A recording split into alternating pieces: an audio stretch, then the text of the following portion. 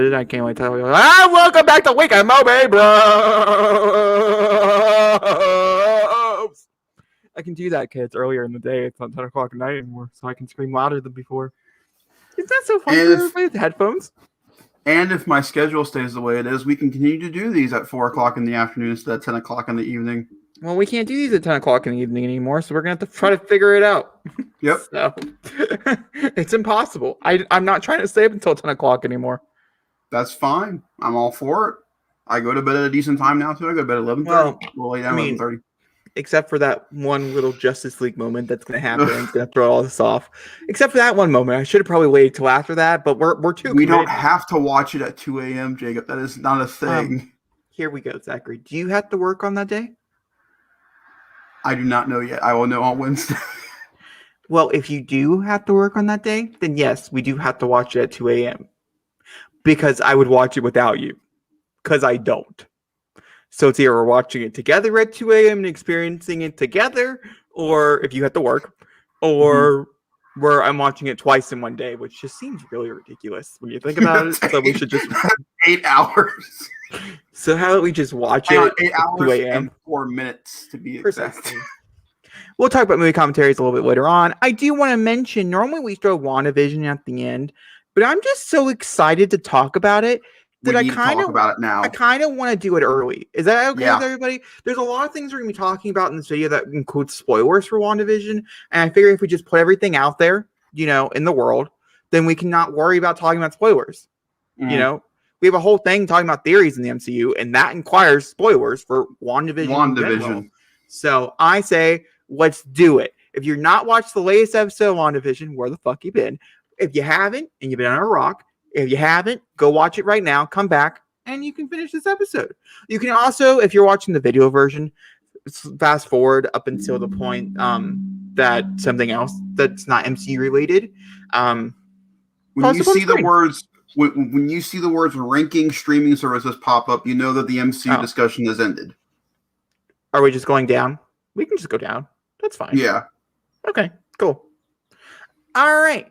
So I don't actually know who enjoyed this more. I have a theory. It probably was me. But I have a feeling we both enjoyed it. Mm-hmm. But we can all agree WandaVision was written for Jacob. Yes, it was. I enjoyed this from the Vision's story side, whereas you were definitely more on the Wanda story side, which is fine.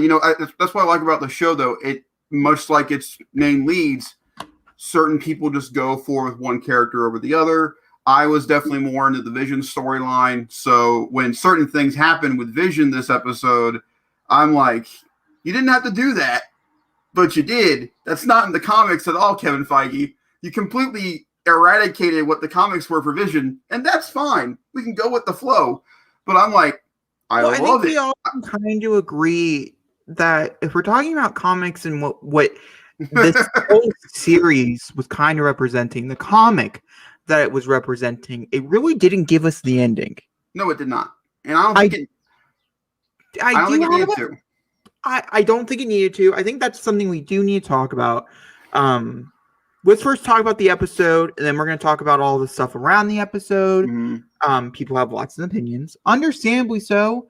And I'm going to talk about a way they could have got around this, which my brother is going to roll his eyes at.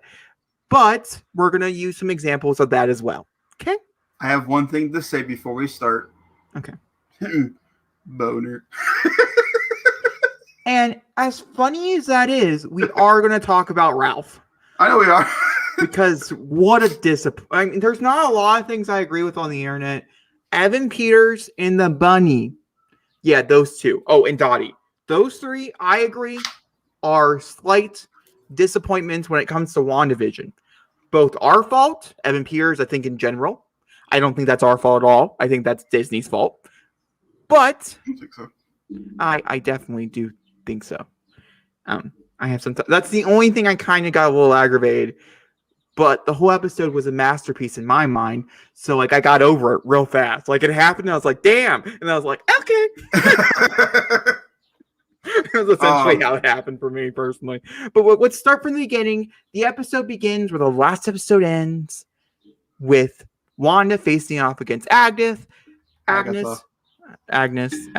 whatever you want to call her. She's all the same. It's truly all the same. And her boys are ripped around the neck. I mean, when she threw them back, I was like, oh, so we're going there. And then they went there again later on in the episode, and I thought that was very daring, Disney. I can see you, little dark side up in there. And then you realize that we thought that Agatha would want to drain the boys' powers. No. Now we can kind of understand why she didn't. As the episode progresses, she wants to drain Wanda's powers. And I have seen both things, and I'm curious to see what you think here, Zachary. I don't think she was a bad guy at all throughout this whole series. I mean, she did kill Sparky. I'm never not going to put that one down. But I would say that's probably the worst thing she did, though, was kill Sparky. Now, there is a little hint of evilness at the very end when she's like, oh, your spell would never been, I would never be able to fix it. Like, if you would have done this, I would never be able to fix it. And she was going to kill her. Okay? So, yeah, I guess there's a little evilness up in there. I'm not going to not say that. But she really was, it was a big test, And if you look at it from Agatha's side, it was a big test. What are you? Are you the Scarlet Witch? And sure fuck she is. And she looks hella amazing as it. I'm a little nervous for her psyche, but that's a different story. She's not doing fine. No, she's not doing fine at all. So my thing with Agatha is that she is Agatha from the comics. She's not a bad person per se, but the way she gets her things done is not exactly, quote unquote, the best way to do it. I agree. I don't agree.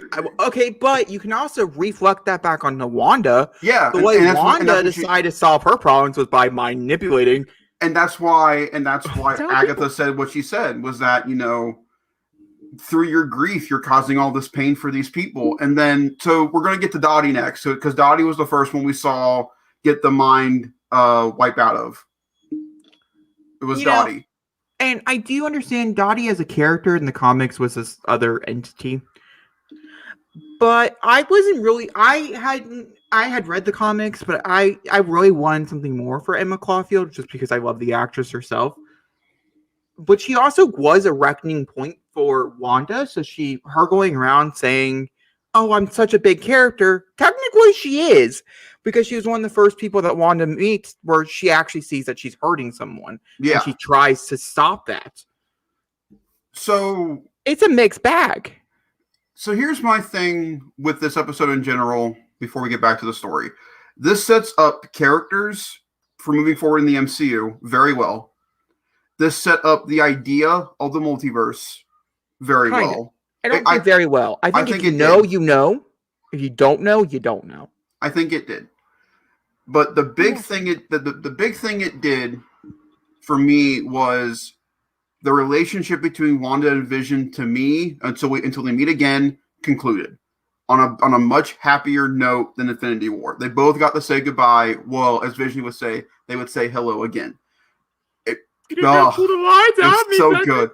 It's so good. But back to Dottie, what I liked about the Dottie character was that, like the song says, Agatha was there all along. Who wasn't to say that Agnes wasn't the one that brought her out during that scene? And so then Dottie was able to confront Wanda about what was going on in town. And I'm more just talking. I mean, I can kind of guess where you're coming from, but like, there's no physical proof of it. And we didn't have to see it to know it. I know. I am a proof type of dude. If I don't see it, I don't believe it. Agatha, you can feel Agatha throughout the entire series when you watch it over again. You can feel her presence. Which you did. Zachary did have a question. I had watched the whole series up until episode 9. I've seen episode 9 3 times now. Because I can't help myself, and it just lives in my mind on a repeat. And yes, it's phenomenal. And I had to agree with a lot of people. If there was some big reveal at the end of this, I mean, you can take what you want, what Kevin Feige said, which was shocking, or you can take what you want, what the other actors have said. I mean, the whole Paul Bettany thing was a joke. That thing is the funniest thing about the entire series. I finally got to work with an actor that I've never worked with before. he's really on point. It's someone I've never met with before. And it was fucking himself. I love it. Which is really funny because you watch the actual interview, like when he talks about it, he's making a joke. But the trades, which is how almost I think everybody took it, because everybody just read the headline. No one really actually sat down to watch the interview. I didn't watch it until like 2 days ago. So like, we didn't know he was joking. But go on. I can't remember what I was saying.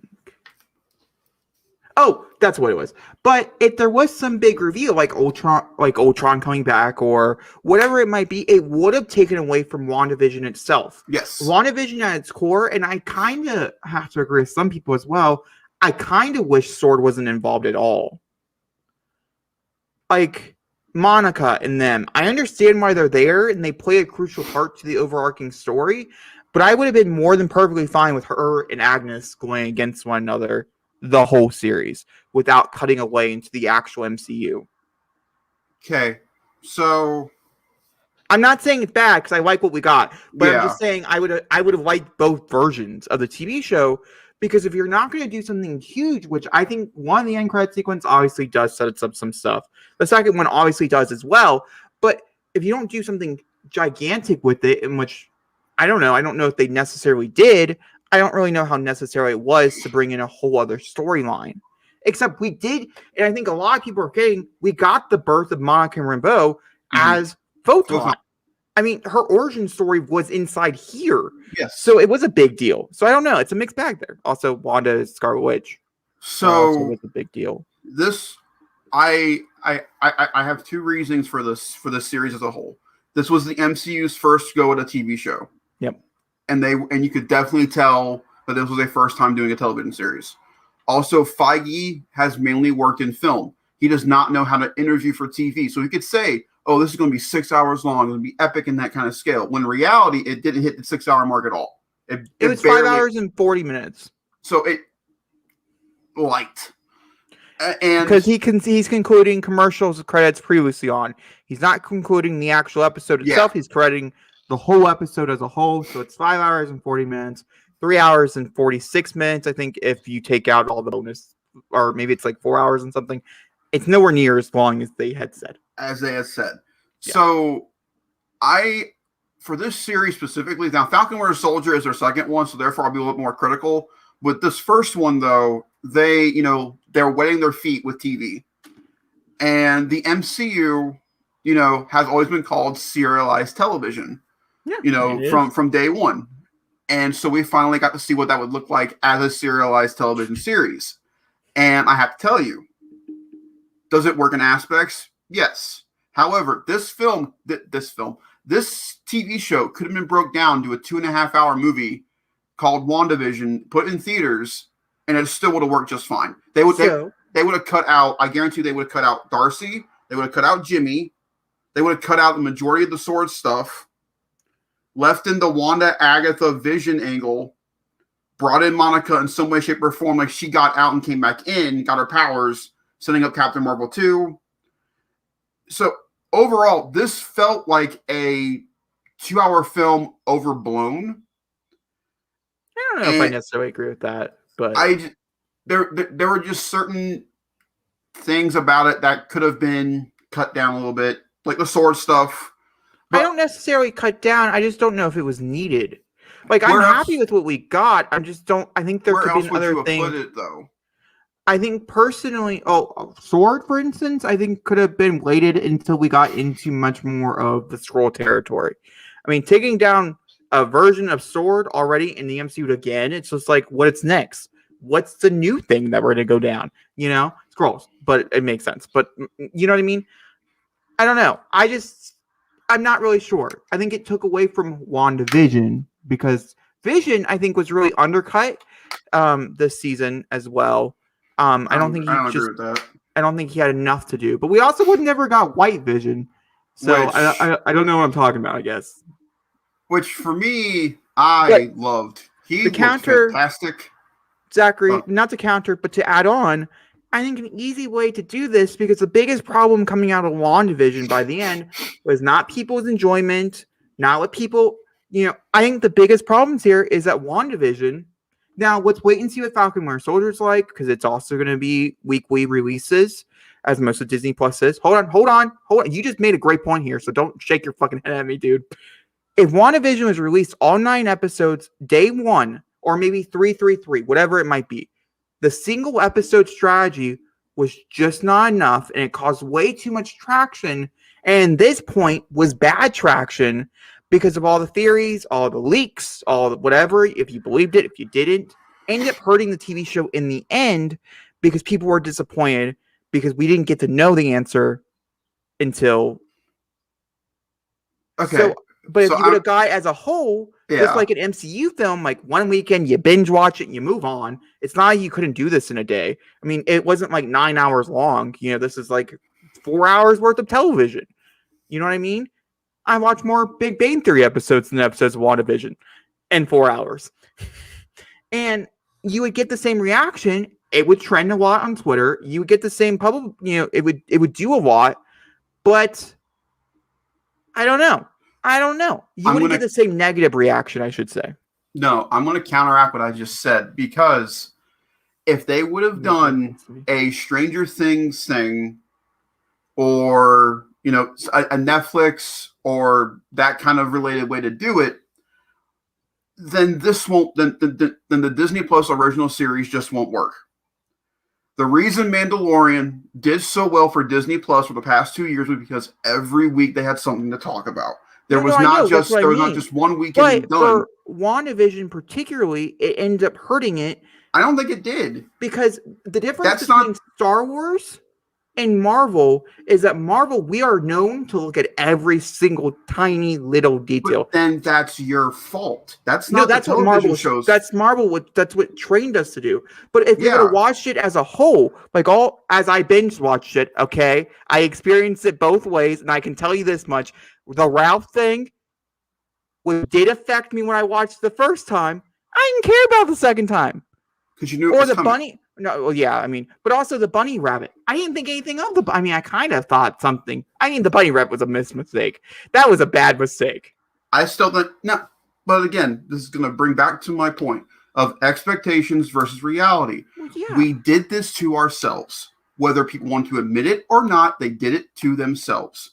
They went all crazy with theories. It's their fault about the expectations they gave to the show. It's not the show's fault of how they were progressing it, of how it was structured. It is our fault of maintaining that theorization and just running with it. We just kept going on about the person she was calling, Mephisto, Nightmare. It was our fault. Yeah, it was our fault. I'm not saying... But we shouldn't blame the structure of the show. They had a show figured out, and we kept adding things to it. I'm not going to lie.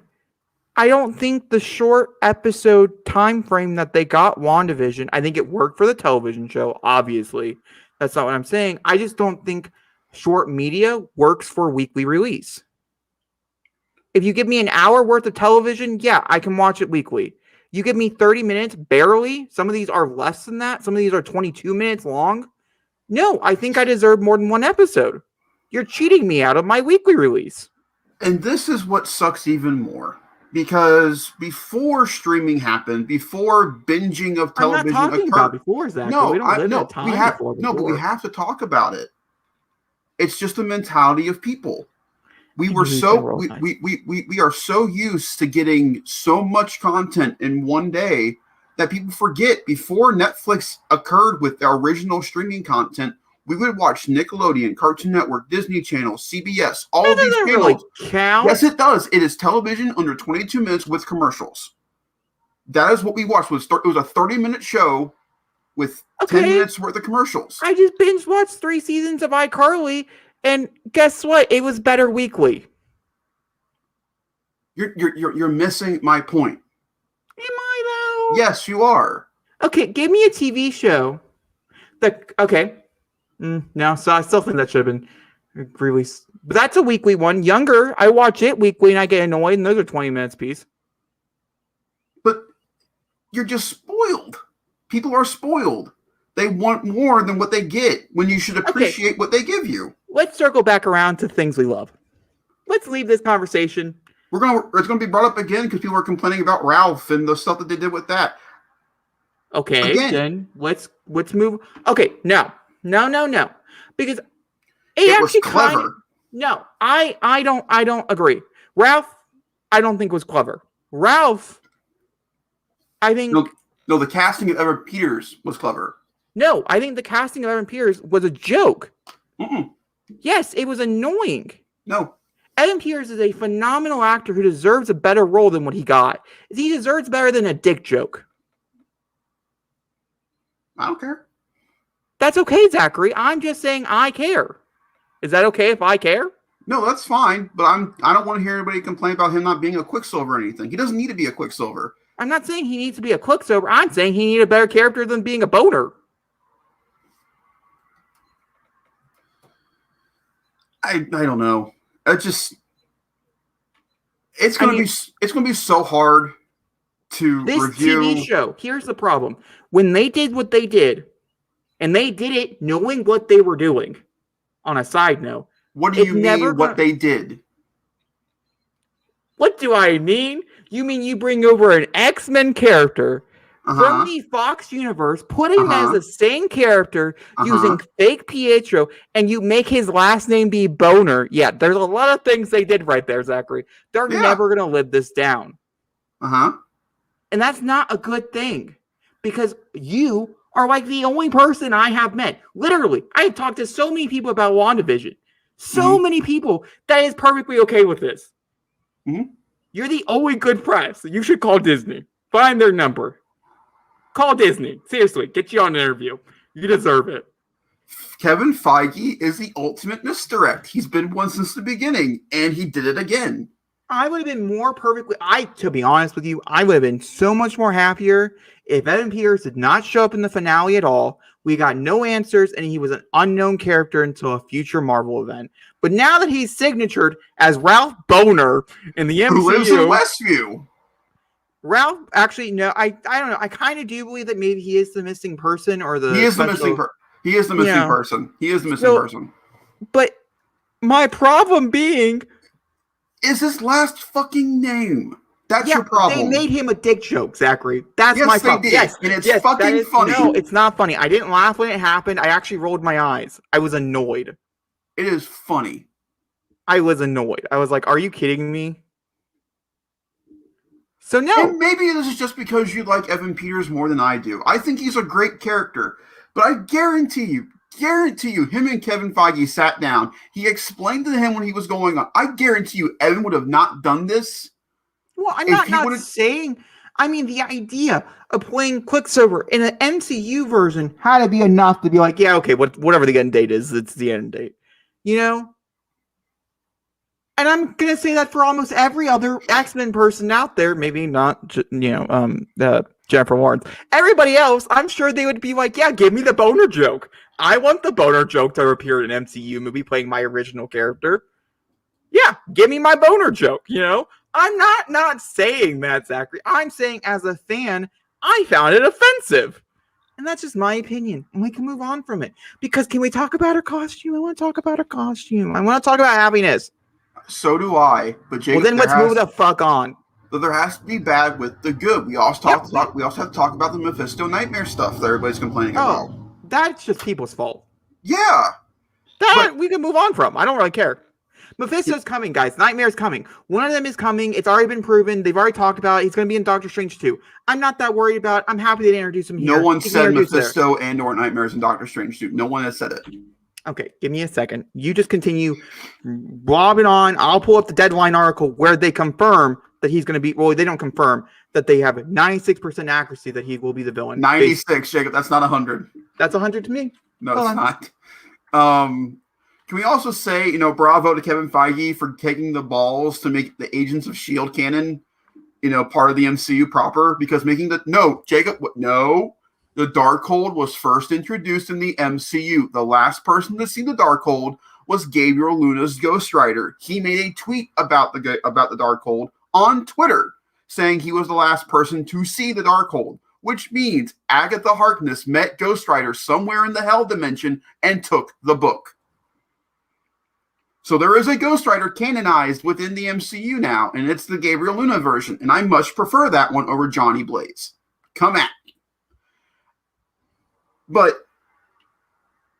and then we got, so you want to talk about Scarlet Witch, and I want to talk about Vision. The scene where Vision and where the Vision and White Vision are having their talk, and then he plucks him in the head and gives him his memories, made me cry. Because then Vision's now back, fully remembering what happened. And I love the fact that White Vision did not come back. I love the fact that he just went. He needed to discover himself again with no one around. He just needed to be by himself. That's not an android thing. That's a human wanting to be left alone. And that's just more character development. Now, when do I think we'll see White Vision again? It won't be Doctor Strange 2. I think we'll see him again in either Ironheart or Armor Wars. I think we'll see him again in one of the Disney Plus series again. Something involved with Iron Man. I don't know. I kind of have I feel like you're right. I do feel like you're right. But I also have a feeling that it could pop up in another Wanda property. But I'm not sure. It's very interesting. That one's a little bit Are you dying over there because of water? Gosh, wouldn't that just be a funny thing on your gravestone? Went down the wrong pipe. Yep, there we go. That's the funny thing on your gravestone. Went down the wrong pipe. Shut up. I love everything with the Vision. I loved everything with it. I was very underwhelmed with how Agatha went out. Oh, I thought it was comical. I liked it. That's what I liked. I liked that one. That's the one thing I was underwhelmed with. Oh my gosh. Sorry, I'm on Screen Geek trying to find the answer to this stupid thing for you. And breaking news, I guess. Not really. No one really cares with Jacob, but that's fine. Jennifer Tilly and Devin Swa will be included in Chucky, which we had a feeling, but it had just now been confirmed. No one really cares. But back to WandaVision. Just a little interruption there. Hey, everyone cares about Chucky. Okay, not a lot of people care about Chucky. There we go. Continue on with the conversation about White Vision. I love the way he looked. The first scene of him and Wanda being together and putting his hand on her head and then putting the other hand on her head and starting to squeeze her head like a little grape. I'm like, why? Why are you doing that? That's no. And then we get two superhero landings in this show. I am so looking for superhero landings now ever since Deadpool. Superhero landing. We got 3? We got 3. We got Vision. Vision, Wanda, and Monica. Did Monica get one? Monica did get one when she got her powers, episode 7. No, I meant in this episode. Oh, 2 in this episode, 3 in the whole series. So. Yeah. Also, I love the scene where Wanda goes, "Boys, handle the military. Mommy will be right back." And everyone's like, what are these boys going to do? Freeze, speed. I do love the boys. Okay, so it was confirmed that Nightmare will be the main antagonist for the film. So Nightmare, you were saying Mephisto. I said either or, Zachary. I didn't really know. Confirmed back in July of 2 years ago. Not even last year. This is like old news. A lot could have changed from then. Yeah, but which just no, agree here that I'm going to agree disagree. Anyway, my theory, but I feel as though my theory is correct about Doctor Strange 2. What's it going to be? About him jumping through the multiverse to get Wanda from stop getting her kids. Exactly what Doctor Strange 2 is going to be. With how they we're not done talking about WandaVision. We have a whole category for that, Zachary. We're not there yet. Don't you see? You're playing into the bad game that you just went on a whole rant about. What? The theory. What theory? Nothing. I'm just playing with you. Calm down, human. So, I love how I just classified you as a human. Just like talk about Scarlet Witch and why she blew your mind. Okay. Well, where to start? I just loved everything. So let's start with how she learns quickly. I think that was one of my favorite things I loved about this episode. When she disappears for the first time, it was mind-blowing. I just loved it. I was like, yes, this is what I need. And then they did a callback to Age of Ultron. I was shocked. When she comes up very sneakily, and into the quick, and she does the mind thing. Loved it. It was a nice callback. Not a lot of things are called back. I mean, there's a lot of callbacks to Age of Ultron, especially in this TV show, but not a lot of things are called back to how she was portrayed in Age of Ultron. Not a lot's called back to Age of Ultron. Man, I wonder what film called back to Age of Ultron a lot. I'm looking at the poster for it. Endgame? Yeah, are you kidding me? Kinda. The biggest moment of Age of Ultron got called back besides this. What was that? Captain America, Jacob. What's he doing in Endgame? Come on. Yeah, but whatever. I'm talking about real things. I'm just kidding. I kind of forgot that happened in Age of Ultron, and I just watched Age of Ultron like a week ago. So that really, my soul. I don't think it's that funny when it happens. Actually, it's not I think funny. It's epic. I think no, I'm not talking about Endgame. I'm talking about Age of Ultron. That whole thing. I just think it's kind of stupid. That was one of those moments that I thought could be cut. It's one of the best. To me, it's the best moment of Age of Ultron. Besides the point. On another note, and then now I have seen a lot of people talk about the big battle and how they were either a fan of it or they weren't a fan of it. I was a fan of it. I like magic. I like seeing magic being thrown. I like seeing people. Her creation and how she got a Barbie princess moment. I was like, yes, Wanda, you deserve it, girl. You get that crown. You get that new dress. You deserve it. And I was so happy. And her hair looks phenomenal. Her clothes look phenomenal. I was never disappointed. Her headpiece. Can we talk about how she got the fucking headpiece? That right there made this TV show, even if it was horrible, even this TV show, from the beginning, we're just like, oh, WandaVision's okay. The headpiece, as soon as she got the headpiece, yep, I was like, yep, forever a favorite. And this is where the show truly shines, because by the end of the series, both Wanda and Vision went through a transformation from the beginning of the series to the end. Also, I just really like having, it's a weird therapy session, for sure. We went through a weird therapy session with Wanda, but I also kind of liked how it was a weird therapy session. How she needed this moment to just draw everything in, to experience it in a way that she could control, and then to lose control. I do kind of feel bad for her, because once again, she lost everything. And so did she really start over? No, I think she got crazier. I actually do think this was a bad idea, because her becoming the Scarlet Witch, which is now a term, which is amazing. I just love that for her. But her becoming the Scarlet Witch, and I think the words that Agnes or Agatha, whatever you want to call her, said is that you don't know what you're unlocking. You don't know what you just did. I think is totally true. I think, and also, I guess in Agents of S.H.I.E.L.D., the more you look at the book, the crazier you become because of the book. And if she is studying that book like it's like candy, who knows what she's going to be like the next time we see her. I'm so excited for her to be possibly a villain. Even if she is an underlevel villain, I'm so excited. This is definitely where they're being... This is not a superhero origin story at all. This is a villain's origin story. Both ways. Because and in a weird way, I feel as though Agatha was the hero in a way, because Agatha, in some twisted way was trying to save reality by taking her power away, because she knew what it would do if she had it. And, Wanda didn't like that, so she took it back and got rid of that problem. And I'm like, okay. Because, the other thing, this is the one thing that ticked me off a little bit. This is the one thing, the one real thing, is when Monica looks at Wanda and goes, "They'll never know what you sacrificed for them." Like, nah, bitch, she had them under control for an infinite amount of time. Yeah, but no. I understand. They have the right to hate her. In every sense of the word, they shouldn't thank her for saving their lives. Nothing. No, everything that happened in Westview was Wanda's fault. They have the right to be pissed. I think you're taking this a little too literally on the town. No. I took what Monica said as the world, because now the world will view Wanda as a villain. Not Westview, but the world. They will never understood why she did it. The only people who will know are the people that were there.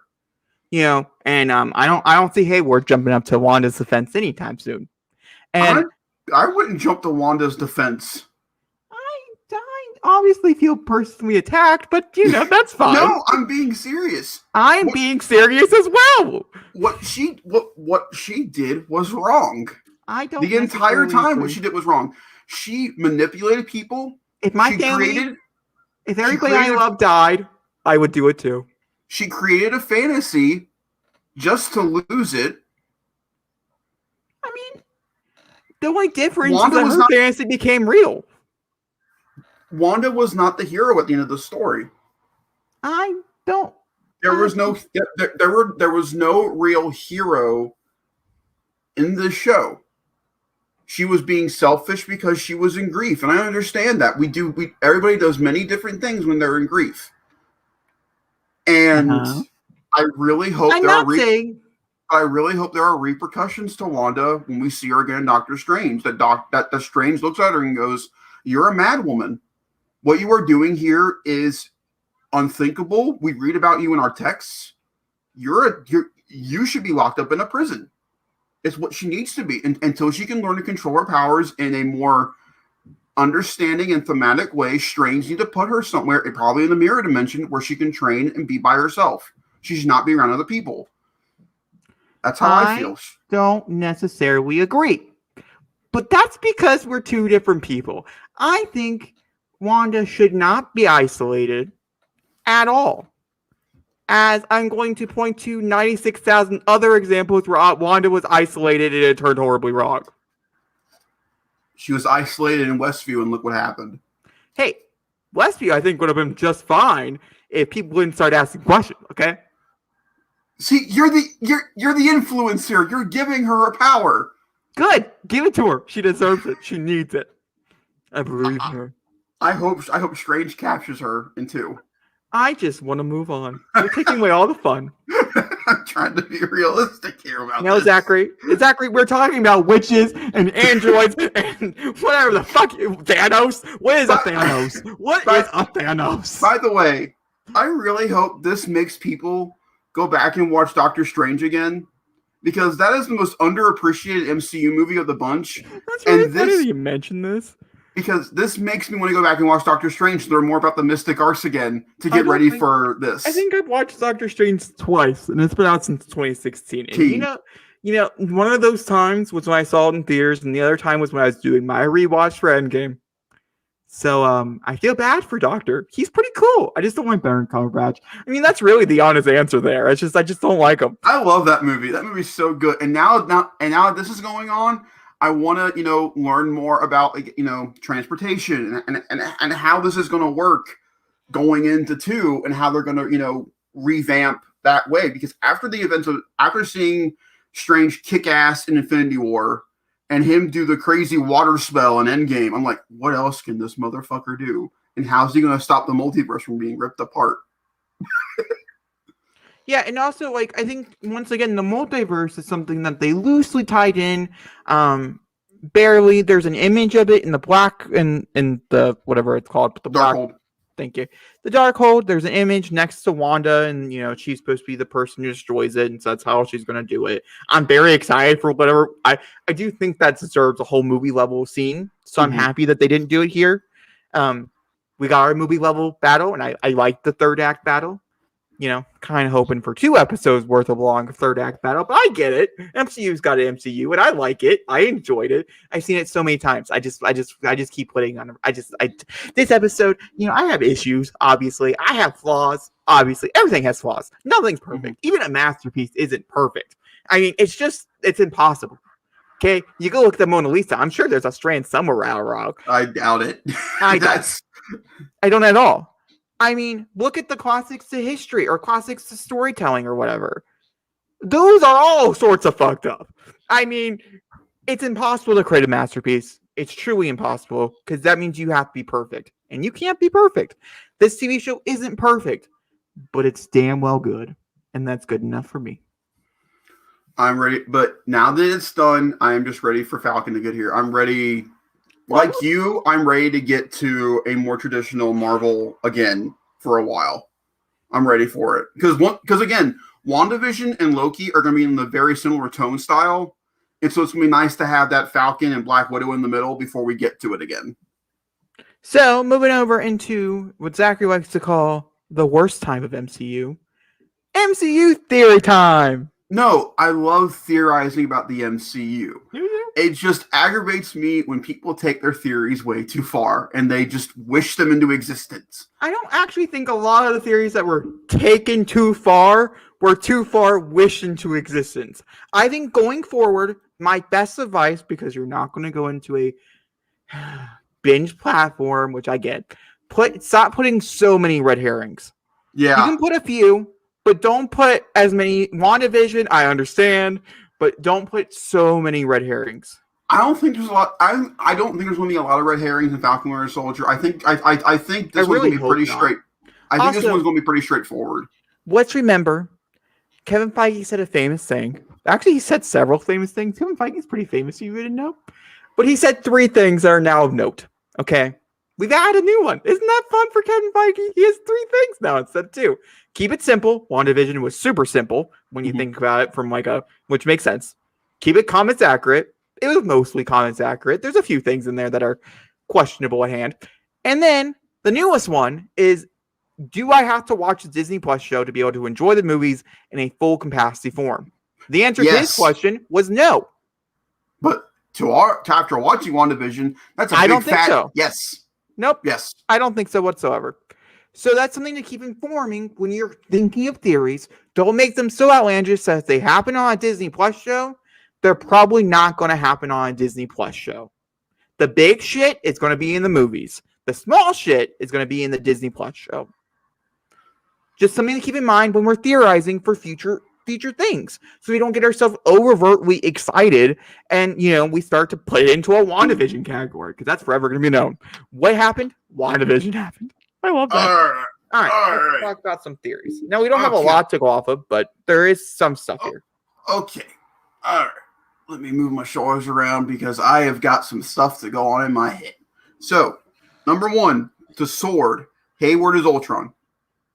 There are moments in the comics where Ultron takes on a humanoid form, much looking like Hayward. I think Ultron has found his way within Sword to continue his search for Ultron. He just lost it again, so he's not even more pissed. So I think Hayward is Ultron in some way, shape, or form, or Ultron's working within Sword in the computers.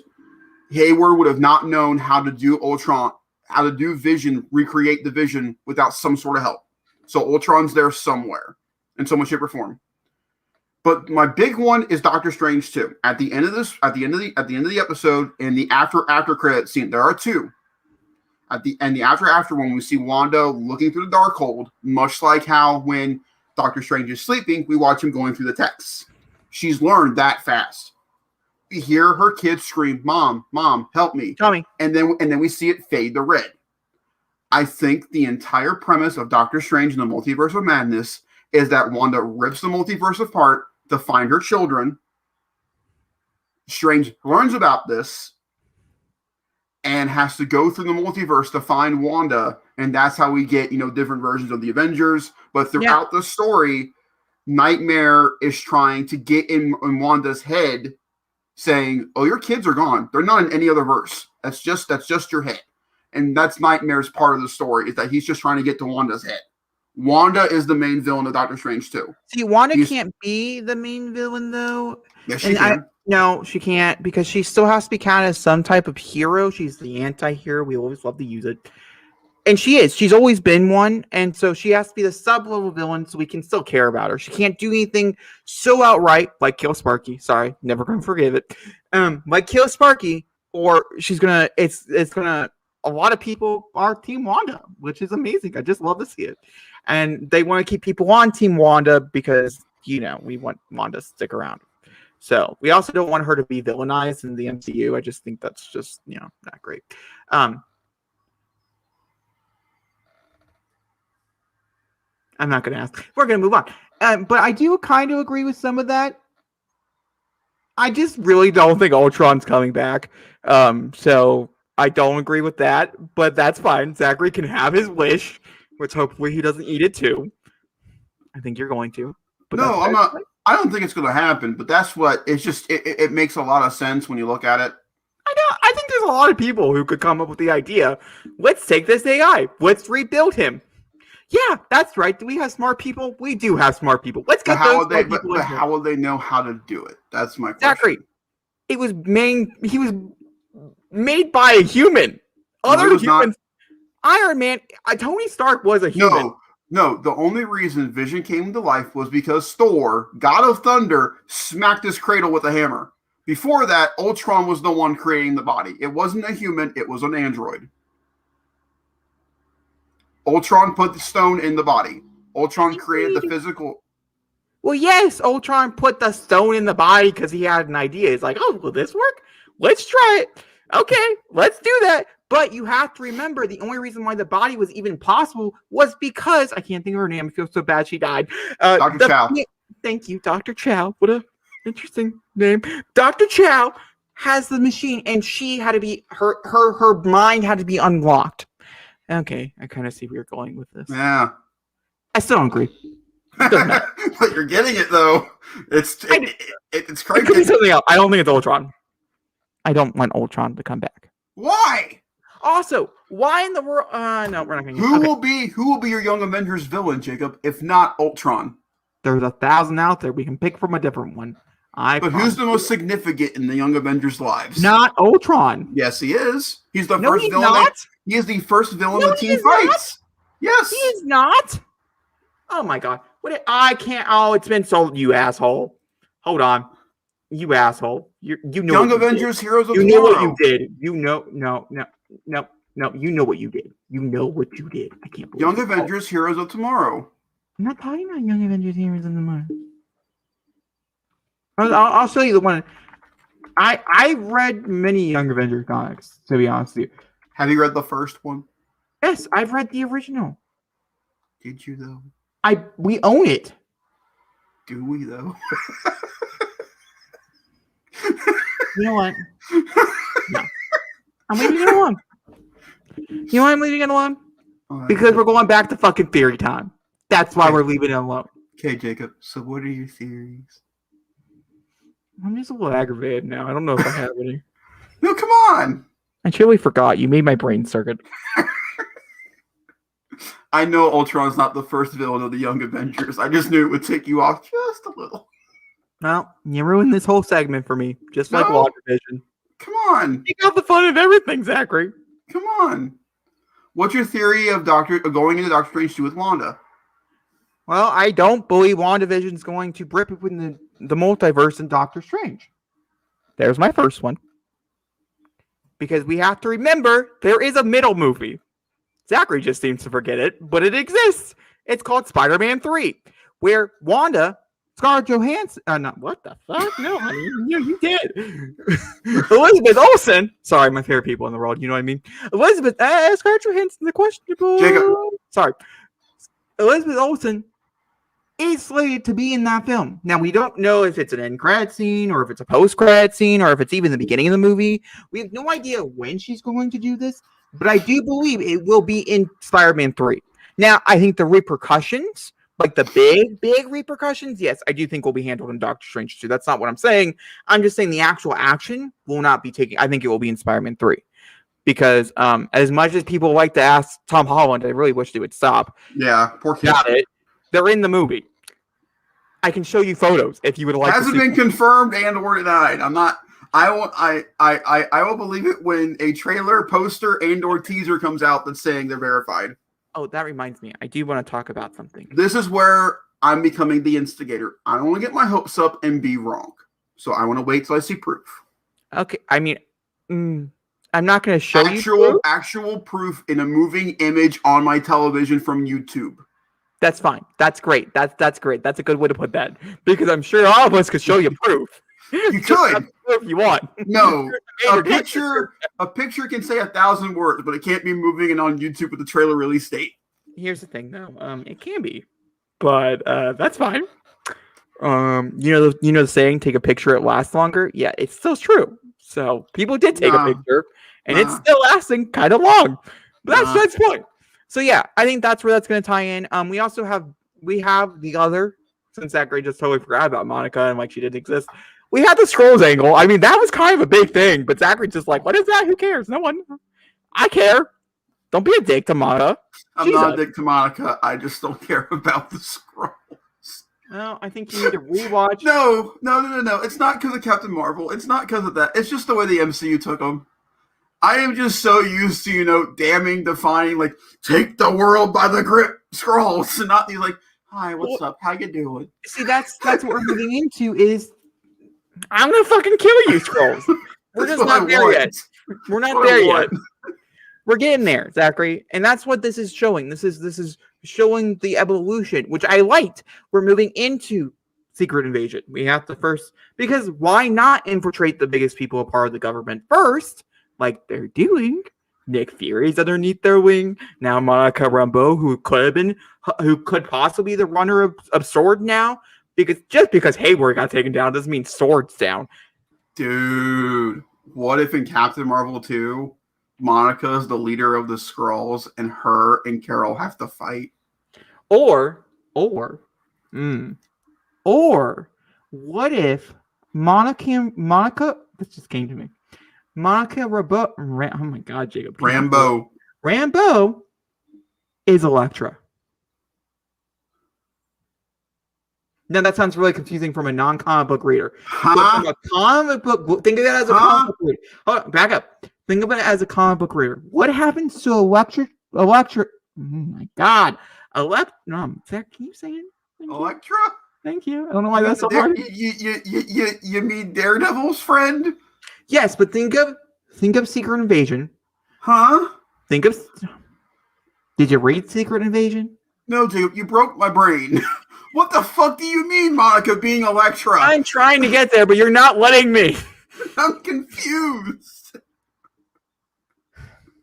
Okay, the whole point of Secret Invasion, if you did not know, is that Secret Invasion is when Skrulls infiltrate the whole government or whatever. We're seeing it slowly play out in the MCU.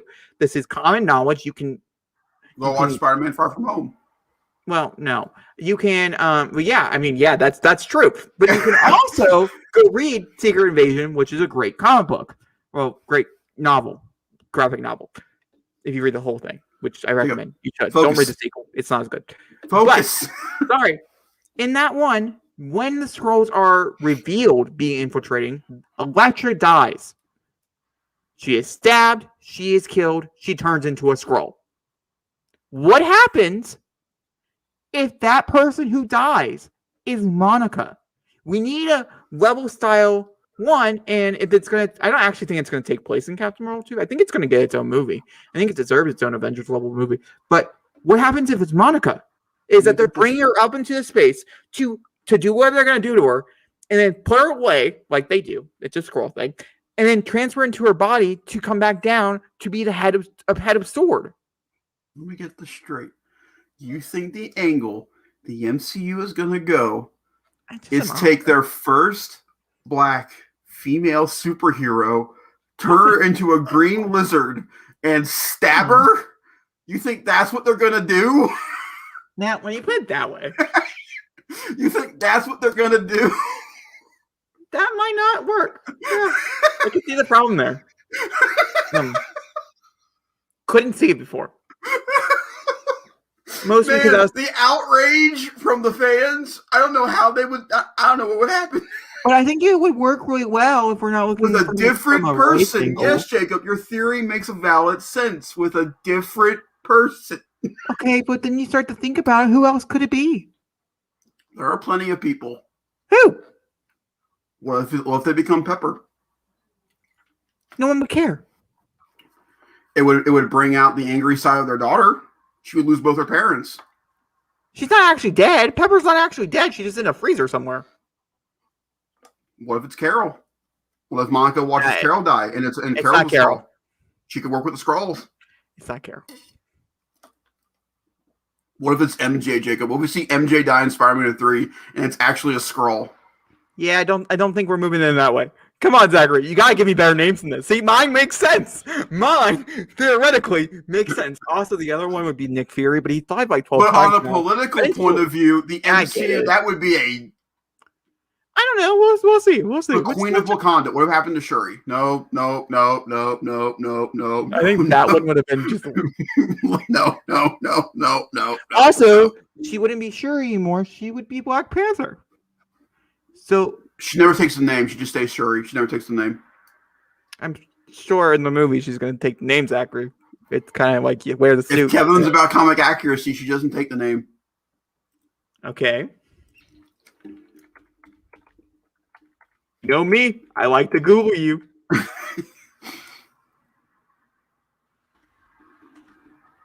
Keep talking. We can't just sit here in silence. La, la, la, la.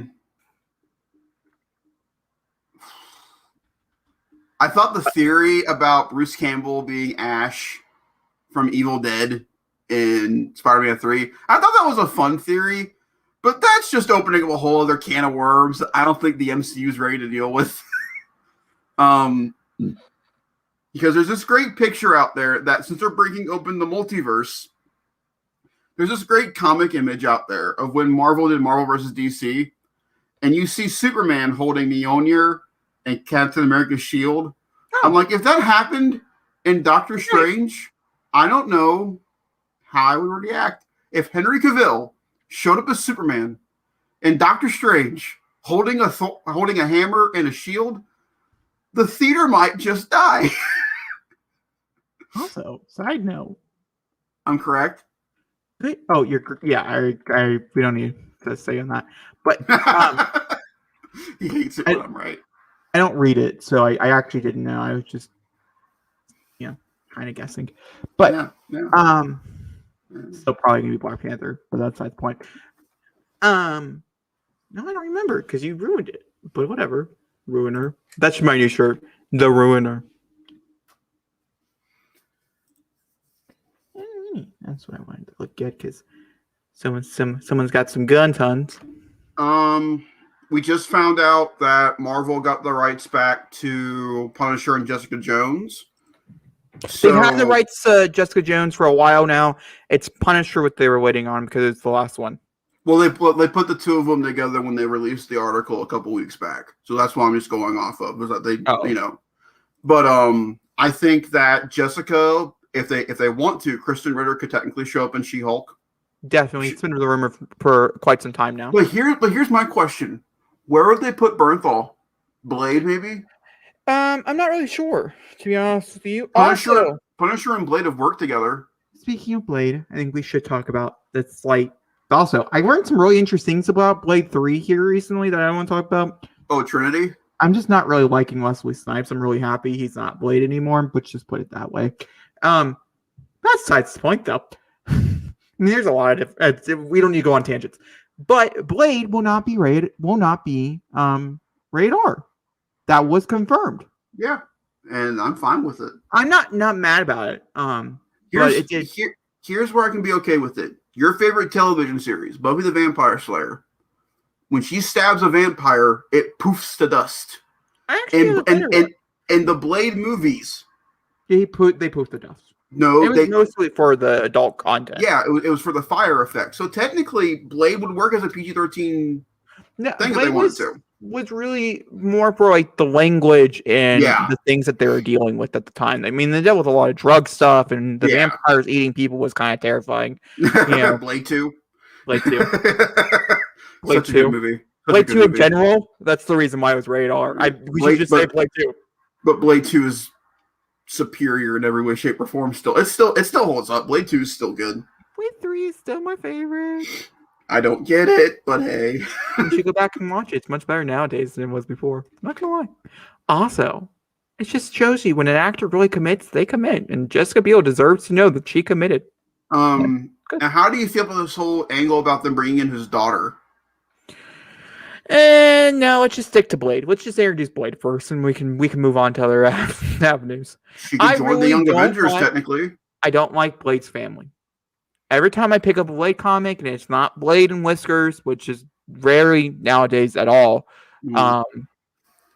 it's annoying. I get really bored, and I never finish the run.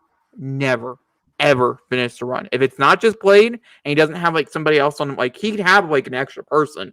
Obviously, it's been done before. It works really well, but it's more fun if like it's like a Romeo and Juliet situation where he's like trying to kill her father. Mm-hmm. I really like those ones. Those ones are fun, and I much prefer something under those lines. I would also like it to be some kind of peace on society, and they bring in his daughter. I just don't think they're going to take it as far as I would really want them to go, because I think they could be really interesting with the peace on society because he is a black vampire hunter. The original play did not do that. They kind of did in the first one, but they really dropped the whole idea of going forward. Now, who do you think would be the villain for Blade? It can't be Dracula, can it? Dracula actually was never truly a villain. It was only canon in the movies. He's only shown up a handful of times with the comics. That was really a movie choice. And he was the 5th choice for the villain for Blade Trinity. He wasn't even like the first option. I would say just take it back to the original. Like, if we're going to reboot this thing, let's reboot it and use the same villain from the first movie. He's a great villain. Don't kill him off this time because he plays extra. He's really good for longevity. He has some really good roles. Really good later in the future. Now, the other villain they could choose, as long as Sony and Marvel keep their companionship, they could technically use Morbius if Morbius does well before then. They could technically be a thing. Very true, but I don't know. Morbius just looks so metacore by this point in time that I'm just. Well, I feel bad for you because every time you go to a damn theater, they have to show that trailer. It just looks so questionable. Out of curiosity, we're going to get to what we've been watching. Did it happen again in Tom and Jerry? Tom and Jerry is a PG family-friendly movie. So it didn't show it? Okay. I was just curious. There was I'm trying to actually, as you speak of this, there was a trailer in it that I was like, oh, this is kind of questionable. This is a little racy for a PG film. And I couldn't remember what it was, but that's the point. We'll get to Tom and Jerry when we get to what we've been watching, and I have some real thoughts and some bad opinions. All right, well, I would say that concludes the MCU. We don't really have. That's all basically we have to go on, And before we jump over, I'm just ready for Falcon. I really am. Who are we hype up? Will you be watching the documentary on WandaVision when it drops? Depends. Well, we'll wait and see. I'm not really someone who likes to see the behind the scenes. It takes me out a lot. I really am not that person. I like watching blooper reels because I think they're funny, but that's basically about as far as I can go. I wouldn't mind a blooper reel for WandaVision. I want to move over to Lady 4. This picture looks so fake, but I know it's not. I'm going to move over to an image that had crossed the internet. Did it fake to you when you first saw it? No, it does not. I'm actually kind of happy about this. I'm really happy that... So am I, but when I first saw it, I was like, those look like fake arms on her. But no, they're hers. Holy shit. Here are her guns, son. Holy shit. Those are real. I think it's also partially because how she's holding her arms and stuff, how the image was taken. I don't actually think it's her. It's not a very flattering photo for her at all. No, I agree. It's going to look much prettier in the movie, for sure. But holy crap. And her and Hemsworth went to the same gym. She's done interviews and stuff about it where she worked out nonstop, where she couldn't move for days, and you can tell. It looks phenomenal. Now, I'm going to be very cautious as there's been other ruinings for this is one of those things where set photos are fine, but set photos are also not fine. And there's been other things that have been leaked, I should say, that are more gag related towards Thor. I don't want to say what it is. I know what you're talking about. That have been leaked that I personally don't feel like they deserve to be leaked. It would have been much more funnier if I didn't know going in. Yeah. You know what I'm talking about? Yeah. Have you seen it? Yeah. Right, we're not going to talk about it here because it's not necessary spoiler. It's fucking funny, though. It's really funny. It'll be really funny in the movie. It's going to be really funny when we see it. But I really like seeing her, obviously, because, I mean, she's on set, Yeah, but I'm so nervous that they're going to use her for this movie and then get rid of her. Like, I really hope she takes on Thor's mantle fully for a little bit. I really do.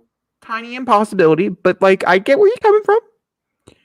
We'll see what angle they go with, to be honest with you, in her human form. That will be the big determiner. When we get to this point in the comics of seeing Lady Thor and Odinson together, I much prefer Jane over Odinson. I really do. Like, the story is so well done in the comics of how well they, overarchingly, her story is sad. That every time she changes into Thor, her cancer gets worse. But it just shows how much of a hero she really is and how much she is worthy of the hammer. And so I'm so excited to see it. Besides Doctor Strange, this is my most anticipated MCU movie. Oh yeah, I'm very curious to see how it's handled. It also has the benefit factor of it being a sequel, so we're already like really, really involved, and stuff and like plus, that. I trust Taika with Thor with all of my being and soul. It would probably go for me, Black Widow. Yeah. No one's shocked here. No. Don't hold your applause. We're gonna basically it's in the order of release. I don't want to get overexcited for something that's not coming out until March of next year. This doesn't come out until much later than that. And this is not November, isn't it? Yeah, it got moved like real far. I really feel bad for them. Because March is Doctor Strange now. Yep, March is Doctor Strange. No, this is actually I think this is its May pick. I think it's what starts off the summer's Love and Thunder because its November pick of next year is Captain Marvel 2. That's what its November pick is. Right, yeah. Yeah, Captain Marvel 2 is November. All right. We're going to play a little thing I like to call what type of next next thing. I just really want to talk about what we're excited about. There's nothing new that we can talk about. We got some posters. That's basically it. If you want to see his full costume, you can. It looks pretty cool. So cool. Zemo looks so cool. But ultimately, I'm so excited. There really isn't anything to talk about. But I just really want to talk about what we're excited about. What are the things you're looking forward to? The one thing I will give the MCU TV shows now is that their trailers don't show shit. They show absolutely positively nothing. Maybe the first 3 episodes is what the trailers have shown so far for Falcon. But that's it. We haven't seen anything from the show. And I love the fact that we haven't seen anything from the show. My most anticipated character in this show is not Sam. It's not Bucky. It's not even Zemo. What happened to Sharon? Because she looks awesome. She looks so cool. Every time I see that fight scene of her using that fucking hammer or wrench and just kneeing that poor guy in the face, I'm like, you're finally Agent 13. You're finally Agent 13, and I love it. Oh, she looks so good. But I'm also looking forward to the buddy cop aspect of Sam and Bucky together,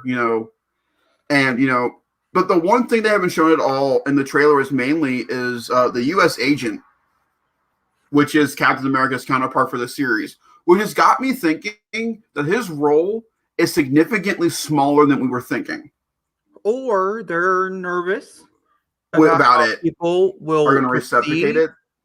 The role, and so they want to keep it a secret just to deal with it all when later. You get to see it instead of making your judgment call early on. You know what I mean?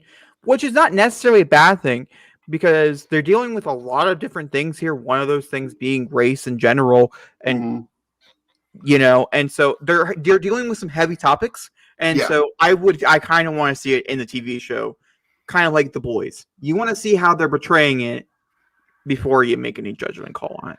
Would you be shocked if the Russo brothers were a producer on this at all? I wouldn't be. Speaking of the Russo brothers, Cherry comes out on Friday. I don't care. I'm going to watch it. That's good for you. After hearing everything about this godforsaken film, I'm staying away from it like fire on heat. I'm just like, nope, I'm good. I'm good. I heard Tom's great, but I heard the rest of the movie is just meh. That's not really something we can talk about here, but Tom Holland did a recent interview. I'll side note. Let's go back to Falcon Soldier. I agree. I think my most looking forward to thing here, ironically, is Sharon, even though I really don't like her. But they completely flipped their character. She looks awesome. I like her much better here than I have in any thing else. Like anything else. I'm just happy for Emily Van Camp because she was given a great role in the MCU, and now she's finally given the opportunity to work with her. And I'm really happy about that. At all. But really? Yep. No. I really thought the Russo brothers was in some kind of involvement with it. No producing credit whatsoever. That's a shame. But yeah, I'm very, very excited. I'm curious to see what I like all the different storylines if they're handled right. I mean, here's the problem. If they're not handled right, it's going to be bad. Yeah. So they have to handle it right. They have to do it correctly. And I do have some kind of, I don't know the creator very much. I should probably go look and see who did create it to see if I have any hope But I like this. I like what they're showing. I enjoy it, and like I mentioned earlier on, I'm ready to go back into the Marvel formula, which this seems exactly what that is, and I'm okay with that as well. I'm not against that. I think of the two of us, whereas WandaVision was for you, this one's going to be for me. Because of the two of us, I am definitely more a fan of the second Captain America movie, The Winter Soldier. Of the two, I think. Of the MCU rewatch, that's your, from what you've told me, that's not your favorite one to go back to, is Winter Soldier. I love Winter Soldier. I thought you didn't like Winter Soldier. No, I love Winter Soldier. Captain America movies are amazing. You've dished on his trilogy so much. No, the first one sucks. No, it does not. That's pretty bad. No, it's not. It's pretty bad. No. Yeah. No. Yeah. I will fight you to the end of the earth. I love that movie. Yeah, it's pretty horrible, actually. I'm going to call it atrocious. But I think of the two of us, I'm looking forward to Falcon more. Would okay. You be, Sorry. Would that be kind of in a corrector kind of there? Because I agree. Yeah. WandaVision was definitely what I was looking forward to the most. Ironically, I think a big reason why I'm really looking forward to this because of Bucky. Bucky's one of my favorite characters. I have a lot of thoughts and opinions on Bucky, but Yeah, you do. But I really like Bucky. I'm really curious to see where they take it. I'm gonna laugh when he ends up with Sharon Carter. I'm gonna be okay with it, but I'm gonna laugh. No, you're not. I'm sure that's something we're going to talk about in detail on this podcast together. I don't think it's going to be Bucky. No, I do think it's going to be Bucky. I think it's going to be Sam. I don't think it's going to be Sam. Oh, but here is my big thing about going into this show. My big thing that I want to keep my expectations on. There is not going to be a single Captain America coming out of the show by the end. Yeah, we don't have a Vision walking out here. I think that what I have felt about this show will be how the show ends, is that Bucky and Sam will share the shield. I think because they both it's like something, it's like I've been saying, they both share, entities and representations for Steve. Bucky represents Steve's past, whereas Sam represents Steve's present. I still very strongly believe, and I think we've talked about it before, I don't understand how physically Sam can handle the shield, just based seeing it in other images and stuff, or in video and the actuality. But I do have to say, because Steve literally gave it to Sam and said, "You're the new, you're the wielder of the shield." I think the whole TV show should be about him finding the confidence to become the new Captain America. Not them sharing it, but Falcon becoming Captain America. That's what I think personally. I still don't think if they were going down a singular route, they should go with Sam instead of Bucky. I still don't think the world's ready to trust the Winter Soldier holding that shield. Well, I still don't think they're ready. I don't know. They made such a crucial moment by giving it to him. Mm-hmm. I don't think they should. I mean, they're obviously going to fight over it. It's obviously a big part of the TV show. Well, no, Sam's going to get taken away because obviously we see the U.S. agent with it. So something's going to happen between now and then that gets taken. I do want Sam by the end to feel confident in that he can be Captain America. I want that to be a big part of this, is that he doesn't feel confident in being Captain America. And that could be the reason why he gets it taken away, because he doesn't want to feel. Yeah, he doesn't. So he gives it back to like the government or something along those lines. They're like, okay, if you're not going to do anything. Now we still don't know. We still don't know who the U.S. agent's working for. Yeah, exactly. What if he's working for Sword? Yeah, Sword is just another shield, and it's a real answer. I mean, to anybody who gets aggravated with the corporations within the Marvel, they're always the same thing. Hierarchy. We're all evil. Hierarchy. We're all evil. I mean, there's no other way around it. The most genuine heroes of organizations was S.H.I.E.L.D., and they slowly just destroyed that throughout the MCU. So I decided to do a little bit of a digging. But here's the bigger question. What's Zemo? what's his game in this show? Like, what's his reasoning after to Civil War? Yeah, but why though? Why? He broke the Avengers. But did he? They came back together. It took them a while. It took them a while. A big purple giant to do it, but they did do it. You know. In technical time span, it took till 2020 to get the Avengers back together. They were broken for 4 years. But here's the thing here. He accomplished it. Actually, we're even further ahead because we took a 5-year jump. So we're actually like 20. I'm talking about before the 5-year gap. Prior. They weren't technically together, really. No, but it took them. I'm more talking about like Tony and Cap. I'm talking about the Avengers in general. It took till 2020 when Thanos showed up that brought them back together. In a way. I don't necessarily. It's fine. It's fine. We can believe what we want to believe. I don't know. I honestly don't know. Who knows? Speaking of the TV show, but the main writer is Malcolm Spellman. He doesn't really have any credit to his name, so that's just a tiny ounce of worrisome right there. That's fine.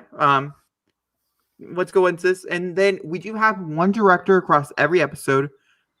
So that's gonna be nice. No change in pace or anything. And that's Carrie Slonghand. Sorry for horribly pronouncing that name. And she was nominated for a Primetime Emmy for Outstanding Director on The Handmaid's Tale. So that's also nice. And The Handmaid's Tale deals with some serious shit. So it does. It really does. It also has several other writers. I think every episode has another writer because obviously you can't just give the TV show to one head writer. But either way, I don't know. I'm excited for it. I'm curious to see. There's a lot of unknown characters also that we don't know about. So we'll just have to. So here's something we talked about a while ago, and I want to bring it up again because What If got moved. It's no longer coming out in May. We think it's now probably coming out in August or September. Do you think that either A, Steve, or B, T'Challa will show up in this show? Under or over 50% on either? Under. On both? Completely under, yeah, for both. Okay. I don't think there's going to be... I think everybody who's in the show has been announced. I don't think there's going to be any big surprises. You don't think they're going to pull an Evan Peters at all? No. There really isn't necessary. I think the only Evan Peters that they could have pulled was Emily Von Camp by showing that Sharon Carter was going to be in this. But from what it looks like, she's in every episode, so that wasn't going to be like that big reveal. You know what I mean? We haven't seen him yet. Ross could show up. Ross? Who's Thunderbolt? Ross? Oh, can we move on? Why? I just remembered something I couldn't tell you. Yeah, Dad. Oh, okay. Why? What do you mean? What happened? Nothing. I take it back. I take what I said back for no apparent reason whatsoever, except for something that I can't tell you. You know something, don't you? I don't know what you're talking about. Can we move on? Can you stop looking at Twitter for one goddamn day? No, I've known this for 4 months. Oh, now? 5 months now. Hang on. What's going on? Keep talking. What else you say about for Falcon Winter Soldier? Keep talking. That's it. I'm done. I'm done with the excitement. I'm done. I don't have anything else for you. We'll bring up the next story that you want to talk about while I type this. What are you typing in? You don't want to know. I want to see if I'm on the right hint. You want to say yes or no? I'll just ask. I'll give you. No, because I want to be right and then spoil it on the thing. Oh, are you commenting it? Yes. Private chat. Okay, that's what I thought. Anyway. What do you mean? That's what you thought anyway? Because when I said Thunderbolt Ross, you kind of stopped talking, and the next logical place would be that because of him going and all a different color. So, okay. Can't say anything else, but I do know more. I do know, like, I don't know when, but I do know more. Maybe. Man. Who knows? It could be wrong. Where I know could be false information. Nothing was ever confirmed for the information I do know. But if I do know what I do know, oh my God, we're gonna be so happy. Man, that'd be some great casting. Speaking of casting, let's get on down to the guy with the wooden nose. Speaking of Pinocchio, I wasn't prepared because I've been Googling Falcon Winter Soldier stuff. I don't know who was cast for this, actually. Joseph Gordon-Levitt was cast as Jiminy Cricket. Oh, yay! I'm so happy for him! Sorry. I don't know how I feel. What do you mean? Wait, listen, there are many roles in Disney that are very hard to like the tiny cricket. But hold on, I wish upon a star. No, I can see it. No, I accept it. I get the realization real fast. No, but what nervous me about it is that, you know, there are many voices that are just synonymous with the character, and Jiminy Cricket singing "When You Wish Upon a Star" is, you know, the overall arching theme of Walt Disney, and that's a lot of pressure on Joseph Gordon-Levitt to sing that song. Not to really be that person. Yeah. But also slightly going to be that person. Yeah. I'm scared. Let go. I don't really remember Pinocchio. But you know when you wish upon a star. I mean, I do know. Every time you see the overarching arch on Walt Disney when the movie begins, it's "When You Wish Upon a Star" is playing as the song goes. Really? Yes. When you wish upon a star. Yeah, no. I also had no idea. I also had no idea that it came out. That came out, and that came with Pinocchio until right now. Yeah. So that's the song that starts the movie. Jacob, you need to go back and watch Pinocchio. I really don't. Yes, you do. Pinocchio is so genuine. It's so good. Yeah, no, I never really got behind Pinocchio. When you wish all right, Zachary, I'm going to say a word. Copyright. Let's move on. I know. Blah, da, da, da, da, Zachary, I'm going to say another word. Copyright. Let's move on. All right, Tom Hanks will be playing Geppetto, which is that the one who creates him? Yes. Okay, cool. He's playing the cricket, and then we know who's playing... Benjamin Evan Ainsworth will be playing Pinocchio. He was last seen in for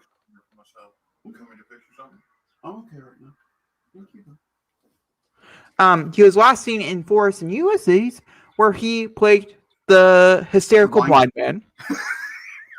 Keegan-Michael P will play one of the main villains in Pinocchio. He's playing Honest John. Yeah, He's playing. So in the cartoon, yeah. So in the cartoon, when Pinocchio when Pinocchio first runs away, he runs into this fox who takes him to the boys' home where they have like all these kids who like drinking beer. I don't want to know the information. I just want to be surprised. So don't spoil this. Don't. But yeah, he's playing a fox. Okay, just say he's playing a fox. Honestly, I shouldn't even know he's playing a fox. Okay. So Luke Evans also has joined the cast. He's been hired. I'm so happy that who he's playing to play something. I'm not entirely sure. There's a place they go called Pleasure Island. The Coachman. There's so many naughty boys. I need to move on. Jacob, do you not know about the donkey stuff with Pinocchio at all? No, I'm just gonna stay over. I'm just gonna stay over here and be my own way. Man, Jacob, you think Dumbo's a trippy movie? Wait till you watch Pinocchio. I'm not watching Pinocchio, so that's okay. I'm gonna watch this version of Pinocchio. I'm not gonna watch the original version. Cynthia Erivo will be playing the Blue Eye. I remember the Blue Fairy. Does that matter? I also remember Jiminy Cricket, which is just Gordon-Levitt. So I remember some people. That's important, right? Lorraine Blanco, which is from The Sopranos, Rosie All, Goodfellas, will be playing. Can I see this with you? Huh? Can I see this with you? I'm gonna be able to help you pronounce the name. No, I got the name. Sophia Seagull. The Seagull. Yeah. There you go. I'm excited. It'll be on Disney Plus. I'm so excited for this movie. So yeah, I'm definitely gonna watch it because it's gonna be on Disney Plus. Free money. It's gonna be so good. Well, not free because it's not free. We don't got it's not free at all. $100 a year. It's not. It's $60 a year. 70. Oh wow! And you know what the difference between 70 and 100 is? $40, Zachary. $40. Jacob, what's the difference between 70 and 100? No, that's 40. No, it's not. 70 plus 30 is 100, Jake. 7 plus 3 is 10. 7 plus 4 is 11. You're right. Hey, yeah, it's $30. It doesn't matter. Okay. Funny. Yeah, it's kind of funny. That's funny. All right, Zachary, talk about this. It's a really short story. We need to talk about things kind of faster than normal. Okay. This is all for all of my Above and Beyond fans. Superman and Lois was delayed till May. We're getting Supergirl in its place till May. This sucks. I'm not gonna lie. I'm really enjoying the show. It's gonna be a hiatus till we get back. Now I bet you're all wondering, where is the episode 2 review for Superman and Lois? I will be doing it when episodes 3 and 4 drop. I figured now, since we're going to be on a little bit of break, I might as well give you guys a longer episode. So episodes 2 through 4 will be a 1 episode spout. I'll be going through all of them, theories going forward, that kind of stuff. We'll be waiting until then. Yeah. Well, look at that weekly breakdown just destroy itself. Nice time. Well, it was hard. It's hard to keep up the weekly breakdown when we're just going into a break. I'd rather just watch them all together as a 3-hour film and then talk about it. Sure. Okay, let's move on. All right. Raya. We're going to talk about Raya here. There's a lot of things to talk about when it comes down to it. But I also want to mention, I wanted to dabble in the overall box office because New York City is back online. A lot of theaters in New York City were sold out, but the key things here is that it can have up to 50 people in it, but that's if it doesn't close at 25% capacity. So that means if you're buying tickets like crazy, like IMAX tickets or whatever, could you imagine going to see an IMAX movie right now? That'd be a great time. You could, technically, but I can't. So, what a fun time. If you buy, but you had like 4 people come with you, a lot of seats were taken. So it actually 50 people weren't actually in the theater with you normally in most theater cases, especially when it came to Raya and the Last Dragon. But I do want to mention that there was money at play here because Raya and the Last Dragon opened with 8.6 million, did amazing on Disney Plus, supposedly.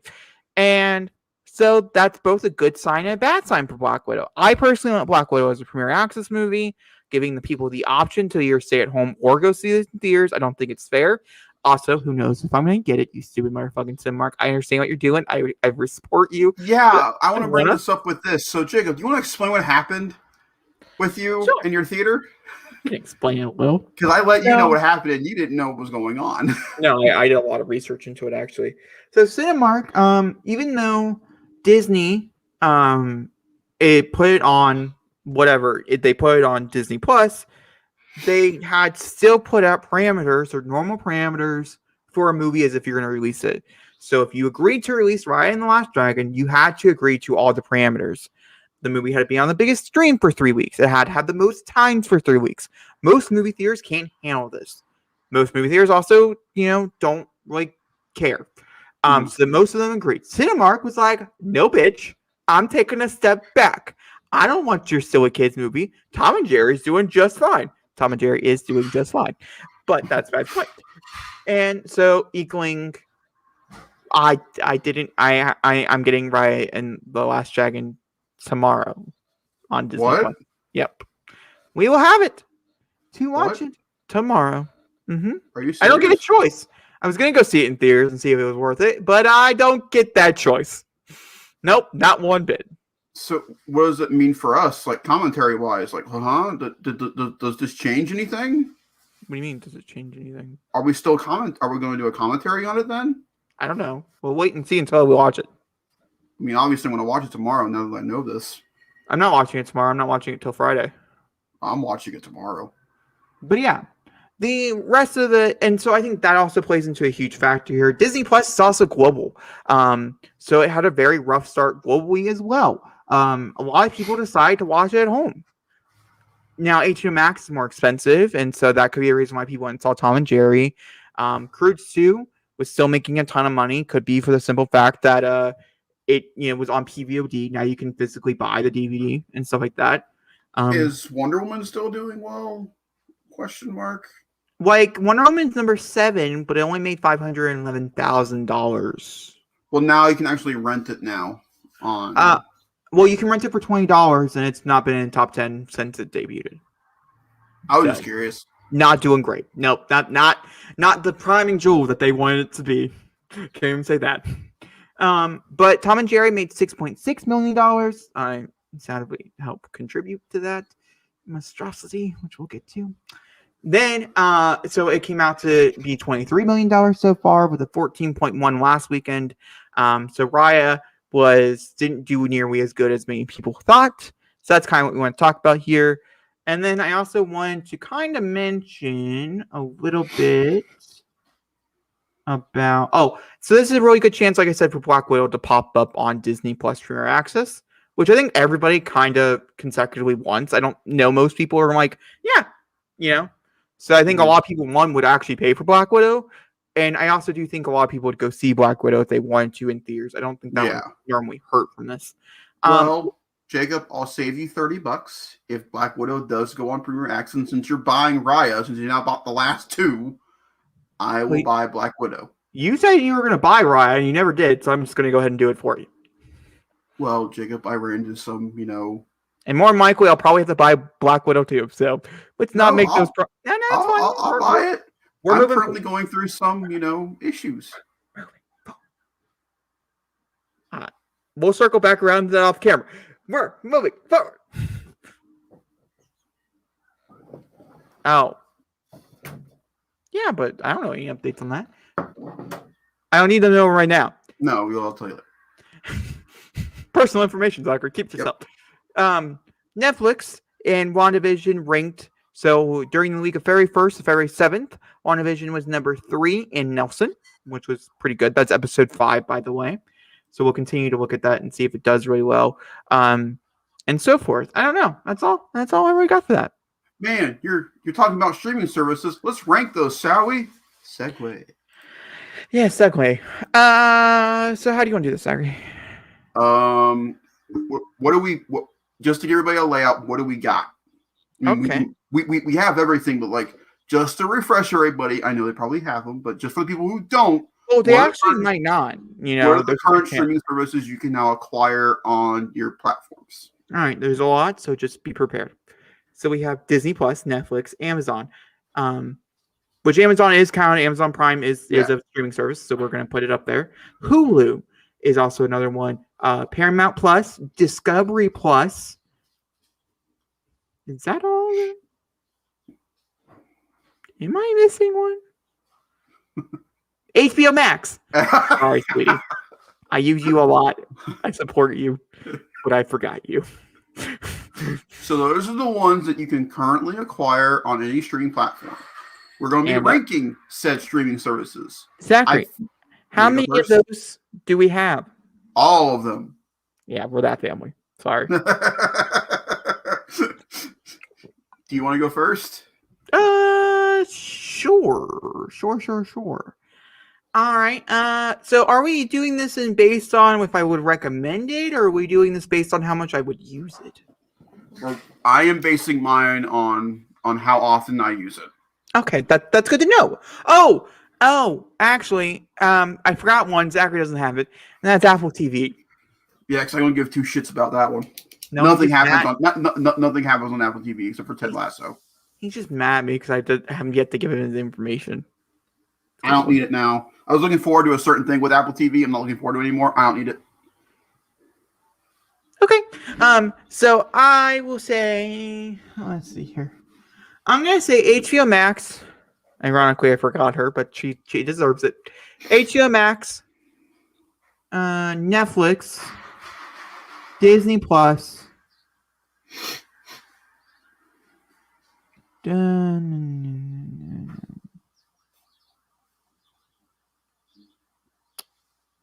I'm trying to figure out.